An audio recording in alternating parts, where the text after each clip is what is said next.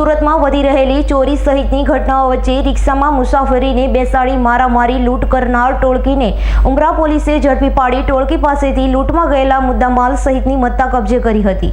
Surat police commissioner તથા અધિક police commissioner sector 2 અને નાયબ પોલીસ કમિશનર ઝોન 4 તથા મદદનીશ પોલીસ કમિશનર જે ડિવિઝનની સૂચના મુજબ ઉમરા પોલીસ મથકના પીઆઈ જે રાઠવાની સૂચનાથી ઉમરા પોલીસે સ્ટેશન વિસ્તારમાં બનતા મિલકત સંબંધિત અનડિટેક્ટ ગુનાઓ અને ચોરી કરનાર ઈસમોને પકડવા સૂચના આપી હોય, જેને લઈ પીએસઆઈ બીટી વર્ક તથા સર્વેલન્સ સ્ટાફ પેટ્રોલિંગમાં હતો। ત્યારે અનામ હેડ કોન્સ્ટેબલ નીતેશ જક્ષીભાઈ તથા અનામ પોલીસ કોન્સ્ટેબલ અશોક જોધાભાઈ અને મહેન્દ્રભાઈ માલજીભાઈએ બાતમીના આધારે તથા સીસીટીવી કેમેરા ચેક કરી રિક્ષામાં મુસાફરોને બેસાડી મારામારી, મોબાઈલ ફોન અને રોકડ રૂપિયાની લૂંટ કરી ભાગી છૂટેલા આરોપીઓ, જેમાં મૂળ યુપીનો અને હાલ પાંડેસરા આશીર્વાદનગરમાં રહેતા આલોક કૃષ્ણ મોહન ધુરિયા અને બીજો મૂળ બિહારનો અને હાલ પાંડેસરા બાપુનગર પાસે ગણેશનગરમાં રહેતા પ્રેમકુમાર શર્મનસિંહ કહાર અને તેઓની સાથે 2 બાળ કિશોરને ઝડપી પાડ્યા હતા। તેઓ પાસેથી પોલીસે 9 અલગ અલગ કંપનીના મોબાઈલ ફોન તથા ઓટો રિક્ષા મળી લાખોનો મુદ્દામાલ કબજે કરી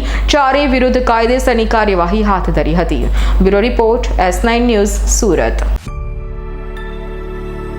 અમારી તમામ માહિતીથી અપડેટ રહેવા માટે જોડાયેલા રહો S9 ન્યૂઝ સાથે।